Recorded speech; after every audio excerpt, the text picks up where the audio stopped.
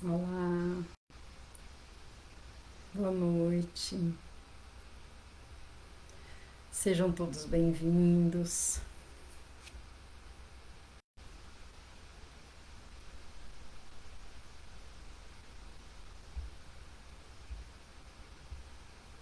Olá,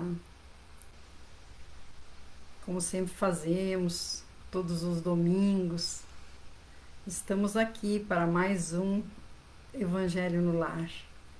E como são pontualmente 19 horas, vamos iniciar fazendo a nossa oração. Vamos elevar o nosso pensamento ao nosso Mestre Jesus, pedindo a Ele e aos benfeitores amigos, trabalhadores incansáveis dessa seara de amor, que possam vir em nosso auxílio, em auxílio daqueles irmãos, daquelas irmãs que irão nos assistir posteriormente.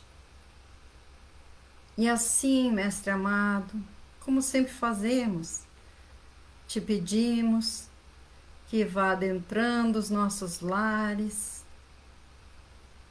e que a tua luz vá iluminando cada cantinho do nosso lar, que a tua luz ilumine tudo, não deixe nada na escuridão, especialmente aquilo que não nos damos conta, que está precisando muito da tua luz, do teu amor, da tua paz. Abençoa, Mestre Jesus, e coloca, Mestre, nas nossas águas os fluidos benéficos e salutares, aquele medicamento espiritual que estamos necessitando no momento. Abençoa, Mestre Jesus, aqueles nossos irmãos, nossos amigos, que se encontram nos hospitais, nos sanatórios, aqueles que estão enfermos, seja do corpo ou seja da alma, onde estiverem, amado Mestre, nós te rogamos nesse momento. E por isso te pedimos e te agradecemos. Fica conosco em mais este Evangelho no Lar. Que assim seja. Hoje nós vamos conversar sobre o capítulo 15, que nos fala: fora da caridade não há salvação. E nos diz assim esse capítulo: ora, quando o Filho do Homem vier em sua majestade, acompanhado de todos os anjos, ele se sentará sobre o trono de sua glória. E estando todas as nações reunidas diante dele, irá separar os homens uns dos outros, como um pastor separa as ovelhas dos cabritos, e colocará as ovelhas à sua direita e os cabritos à sua esquerda. Então o rei dirá àqueles que estarão à sua direita: vinde, vós que fostes abençoados por meu Pai, possuí o reino que vos foi preparado desde a fundação do mundo. Pois eu tive fome e me destes de comer, tive sede e me destes de beber.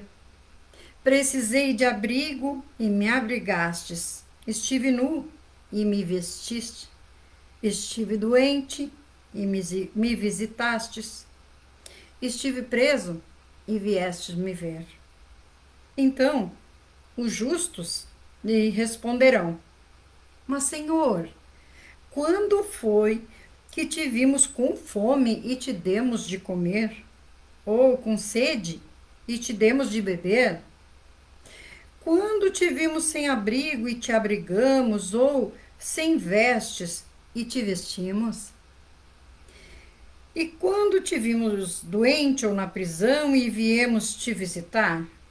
E o rei lhes responderá: em verdade vos digo, que quantas vezes o fizeste a um desses meus irmãos pequeninos, foi a mim que o fizestes.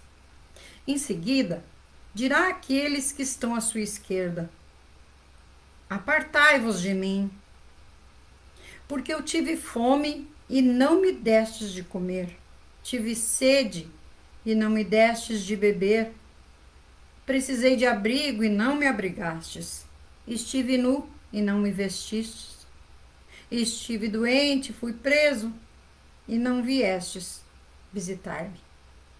Então, eles também lhe responderão: Senhor, quando foi que nós te vimos ter fome, sede ou sem abrigo, sem vestes, doente ou na prisão, e deixamos de te assistir?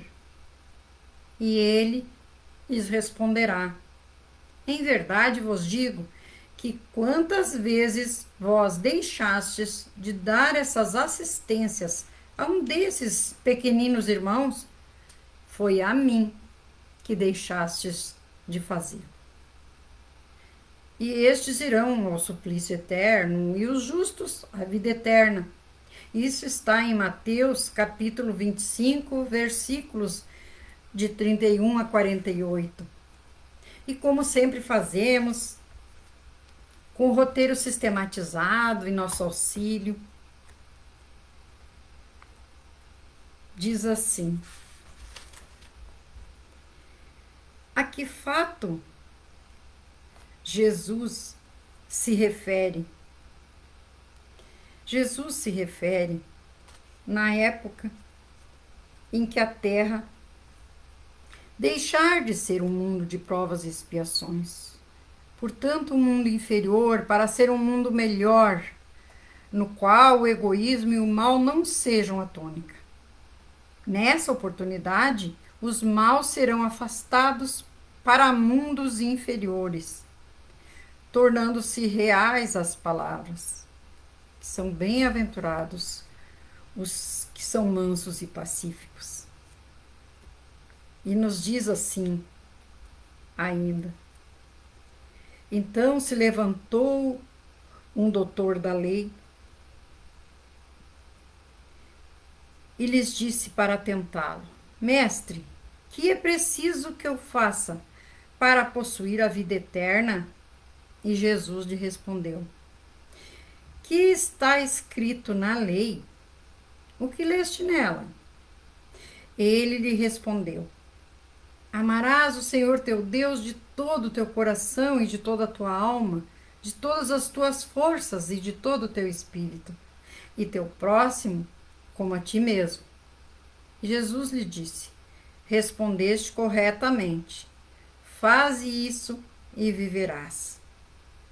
Mas esse homem, querendo justificar-se, disse a Jesus: mas e quem é meu próximo? E Jesus, retomando a palavra, lhe disse: um homem descia de Jerusalém a Jericó e caiu nas mãos de assaltantes que o despojaram, cobrindo-o de feridas, e se foram, deixando-o semi-morto. Casualmente, descia pelo mesmo caminho um sacerdote. Viu-o e passou adiante. Um levita, que também vinha pelo mesmo lugar, viu-o e ainda assim passou adiante. Mas um samaritano que vinha em viagem, chegando ao lugar onde estava aquele homem, viu-o e tocou-se de compaixão. Aproximou-se então dele, derramou óleo e vinho em suas chagas e enfaixou-as. E colocando-o sobre seu cavalo, levou-o até uma hospedaria e cuidou dele. No dia seguinte, tirou 2 moedas e deu ao senhorio, dizendo: cuidai deste homem, e tudo o que gastares a mais eu te pagarei em minha volta. Então, qual desses 3 te parece que foi o próximo do homem que caiu nas mãos dos assaltantes? O doutor da lei respondeu: aquele que usou de misericórdia para com ele. Disse-lhe Jesus: vai, pois, e fazei o mesmo.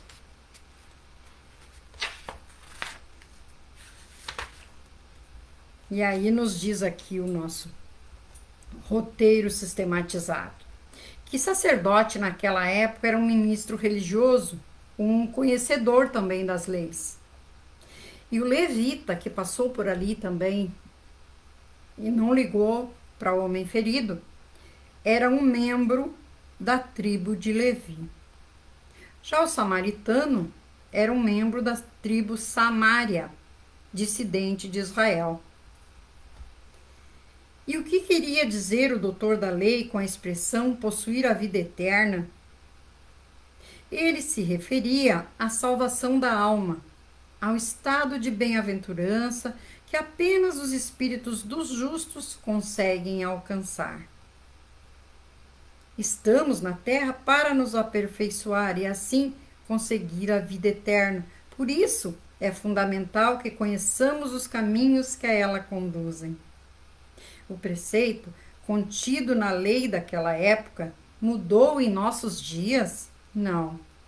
Ontem, como hoje, para que tenhamos a vida eterna, devemos cumprir o preceito que diz: amarás o Senhor teu Deus de todo o teu coração, de toda a tua alma e com todas as tuas forças e de todo o teu espírito e ao teu próximo, como a ti mesmo.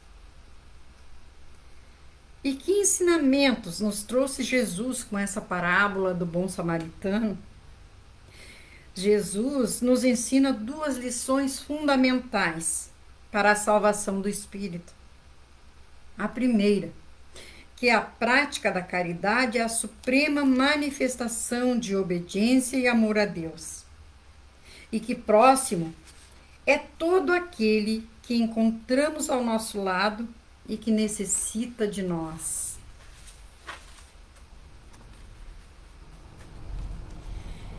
E por que, ao contar essa parábola, Jesus escolheu o samaritano e não o sacerdote ou o levita para prestar auxílio ao necessitado? Porque Jesus quis deixar bem claro para nós que praticar a caridade não é prerrogativa das pessoas religiosas, mas é um procedimento comum àqueles irmãos que têm as almas nobres e compassivas, ainda que as nossas vistas pareçam distantes de Deus por não possuírem religião, que no caso eram os samaritanos. Jesus coloca o samaritano, que era considerado um herético, né, um homem sem fé, mas que praticou o amor ao próximo, acima do sacerdote, né, que era um observador da doutrina, mas que não praticou a caridade. Então, que Jesus quis nos mostrar que não são os nossos rótulos, sim aquilo que a gente leva no nosso coração. Se o samaritano não era religioso, o que levou-o a socorrer o próximo foi o sentimento de solidariedade, de compaixão pelo semelhante. Pois ao ver o homem ferido e abandonado, o samaritano apiedou-se dele e o socorreu, cuidando em seguida para que nada lhe faltasse. Já os demais, ao contrário, agiram com indiferença àquele irmão que estava ali, necessitando de ajuda, necessitando de auxílio. A religião, então, não tem nenhum valor? A religião é importante, na medida em que contribui para o esclarecimento de seus adeptos, aproximando-os de Deus e tornando-os mais solidários e fraternos para com os outros. No entanto, a religião não salva ninguém. Somos nós que precisamos, né? Embora a religião não salve ninguém, seus ensinamentos conferem maior responsabilidade ao seguidor, que já sabe como proceder para salvar-se. Que lição de vida Jesus nos oferece com a parábola do bom samaritano? Ele nos exorta a olhar em volta, e a descobrir as feridas aparentes e secretas de nossos irmãos. Ele nos estimula a amenizar-lhes as dores, a consolidar-lhes as aflições, enfim, a sermos seus bons samaritanos. Então vai, diz Jesus, e faze o mesmo. Façamos um exame de consciência e vejamos quantos feridos deixamos desamparados na estrada da vida por nosso egoísmo e indiferença. Olha a importância desses ensinamentos do Mestre Jesus. Toda a moral de Jesus se resume na caridade e na humildade, isso é, nas duas virtudes contrárias ao egoísmo e ao orgulho. Em todos os ensinamentos, Jesus mostra essas virtudes como sendo o caminho da felicidade eterna. Bem-aventurados, diz ele, os pobres de espírito, isto é, os humildes, porque é deles o reino dos céus. Bem-aventurados os que têm o coração puro. Bem-aventurados os que são dóceis e pacíficos. Bem-aventurados os que são misericordiosos. Amai vosso próximo como a vós mesmos, e fazei aos outros o que quereis que os outros vos façam. Amai vossos inimigos, perdoai as ofensas, se quereis ser perdoados. Fazei o bem sem ostentação. Julgai-vos antes de julgar os outros. Humildade e caridade. Eis o que Jesus não cessa de nos recomendar e cujo exemplo ele próprio nos dá. Orgulho e egoísmo, eis o que ele não cessa de combater.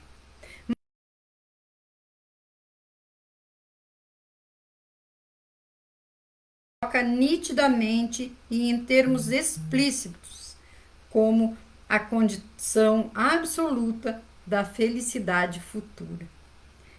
No quadro que Jesus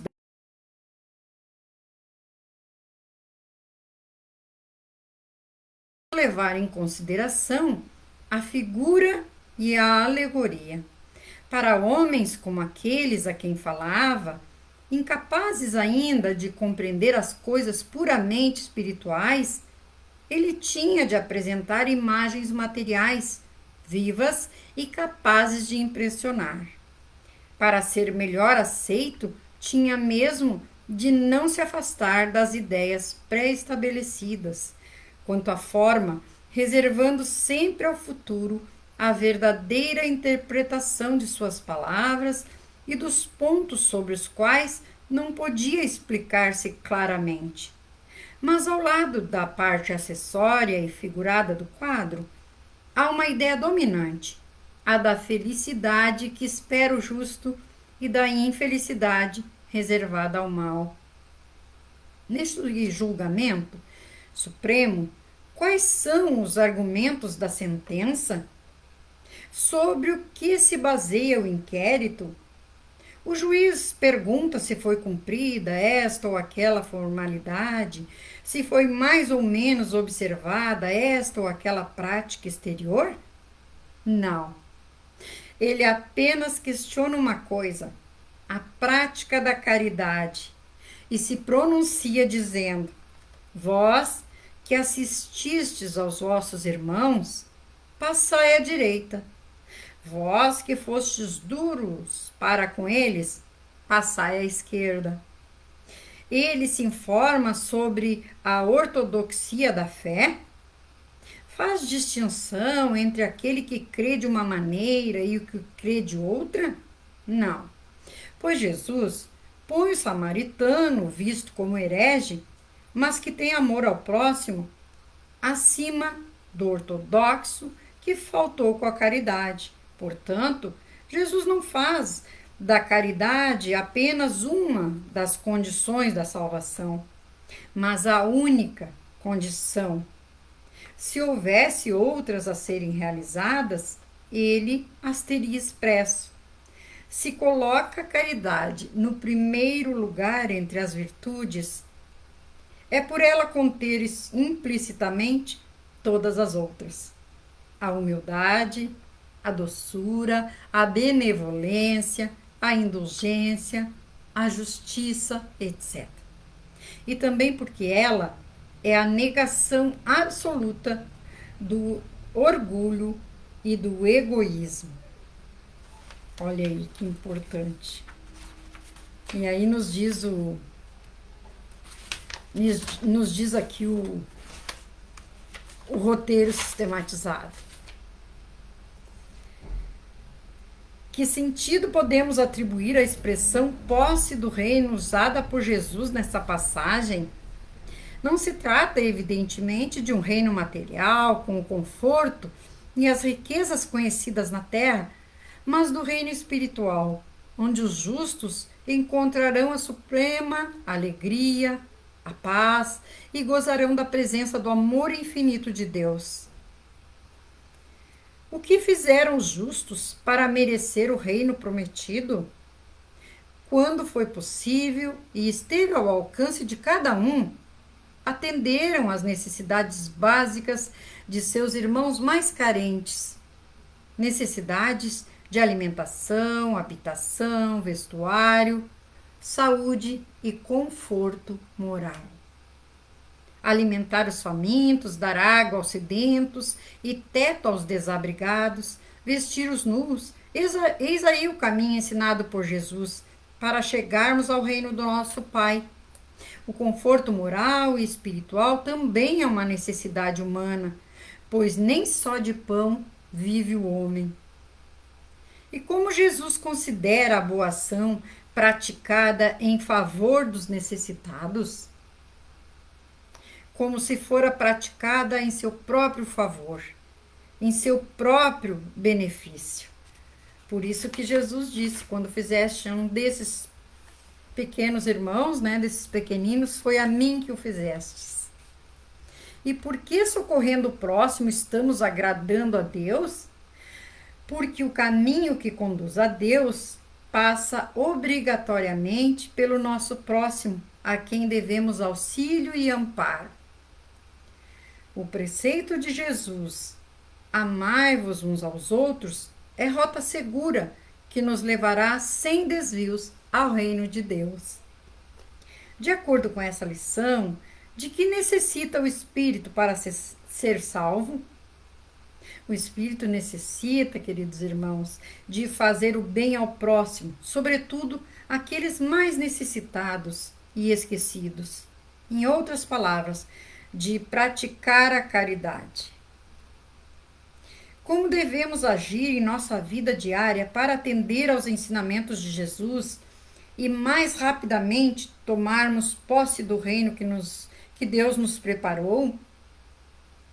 Devemos estender sempre nossas mãos em auxílio dos irmãos necessitados, alimentando-os, vestindo-os, abrigando-os, curando-os e confortando-os. A boa nova não prometia a paz da vida superior aos que calejassem os joelhos nas penitências incompreensíveis, aos que especulassem sobre a natureza de Deus, que discutissem as coisas do céu por antecipação, ou que simplesmente pregassem as verdades eternas, mas exaltou a posição sublime de todos os que disseminassem o amor em nome de Jesus, do Todo Misericordioso. O que ocorre a quem não pratica a caridade? Reencarna em situação de miséria e abandono para aprender o divino valor da caridade.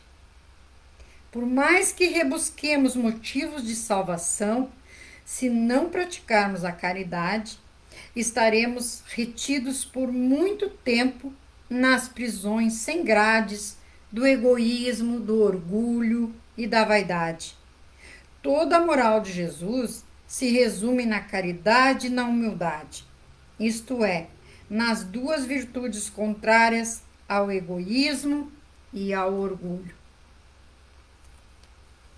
Então, Jesus nos ensinando aí que Para termos a felicidade quando daqui partirmos, precisamos praticar a caridade. Muitas vezes é só uma palavra, está tudo bem, um abraço, e nós já estaremos praticando a caridade, porque essa caridade é a mais difícil de fazer, porque precisamos fazer do nosso coração, com o coração puro. Perguntar se está tudo bem para alguém, mas de coração, realmente querendo saber. Não esperando já o que o outro responda está tudo bem. Então parece simples, mas não é, porque precisamos estar com amor no nosso coração. E vamos encerrando assim, uma vez mais um evangelho. Lembrando sempre que temos atendimento fraterno pelo Messenger, como sempre fazemos todos os domingos, e posteriormente vamos fazer também oração pelos necessitados no nosso canal. Então vamos deixando os nomes daqueles que estão necessitados e nós vamos orar por eles, especificamente por esses irmãos. E mais uma vez vamos elevar os nossos pensamentos ao nosso Mestre Jesus, agradecendo por esses momentos de aprendizado, que possamos, Mestre amado, colocar em prática no nosso cotidiano os teus ensinamentos de amor, sabendo que a caridade é a maior das virtudes e é o que nos aproxima de ti. Agradecemos as bênçãos recebidas nos nossos lares, aqueles eflúvios benéficos e salutares que foram derramados sobre nós, sobre os nossos amores, aqueles que conosco convivem. Te pedimos, Mestre amado, que vá retirando o desamor, a desunião, a discórdia, os conflitos, Mestre amado, muitas vezes nos lares, perturbando aqueles irmãozinhos que perturbam nos lares, os irmãozinhos infelizes que ainda não descobriram o teu amor, que possam se retirar desses lares, que a paz retorne. Ó Mestre, queremos te rogar por todos aqueles que estão aflitos, em depressão, que possa ser retirado nesse momento as dores, seja do corpo, seja da alma. E que nas águas tenha sido colocado o medicamento espiritual necessário a cada um. E que todo aquele irmão que adentrar este lar sinta a tua humilde presença, Mestre amado. Que as dores, tudo aquilo que perturba esse lar, tu leve contigo nesse momento. E por isso te agradecemos e te rogamos uma vez mais, abençoa a nossa semana, a semana de cada um que nos ouvir, que nos assistir. Que tenham todos uma semana de progresso na ordem espiritual, na ordem material. Tudo aquilo que conduz à paz, ao bem e ao amor. Muito obrigada. Que assim seja. Um beijo no coração. Até o próximo domingo, se Deus permitir. Que assim seja.